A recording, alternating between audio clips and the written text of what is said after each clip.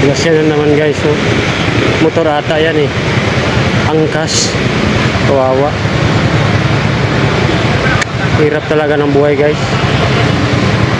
Yan oh. Dito sa Jeep Rizal guys sa Makati. Sa harap ng Cebuana. Sa may sa may tawag nito munisipyo, Kapitol. Hirap talaga magmotor guys, no? Tapos nagmumotor pa naman tayo. So di basta-basta magmotor guys. Di talaga basta-basta. Yan guys, no?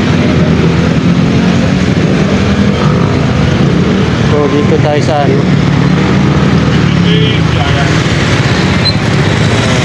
Gasya guys, motor talaga. Hindi talaga basta-basta magmotor eh.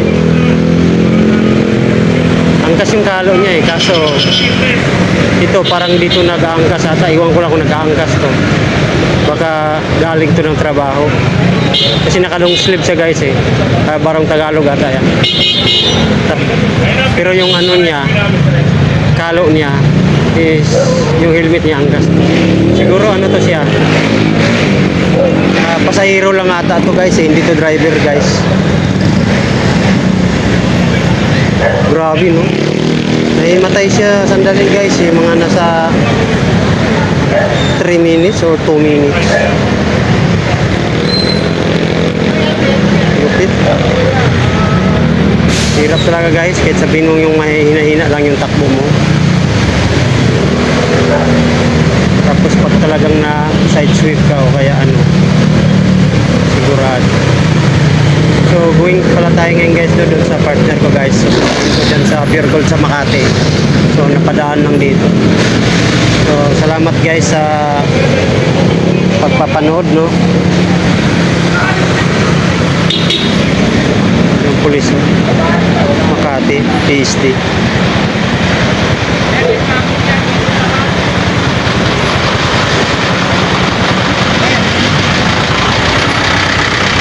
Yan yung motor. Pasahero lang ata siya guys. Akala ko driver. Nung ako kasi nakalong sleeve. Tapos pala.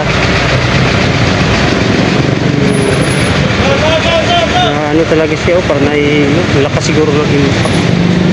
So yung driver pag talagang mako-question yan.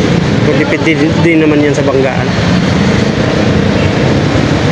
Yung driver parang walang driver, parang siya lang din atang nagda-drive eh. Kasi wala dito yung driver. Kasi pag sinabi mong ganyan, short pan lang yan eh. Hindi naman rider talaga yan.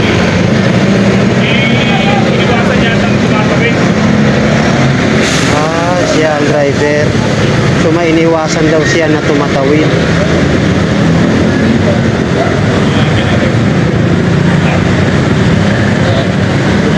Lakas siguro ng impact.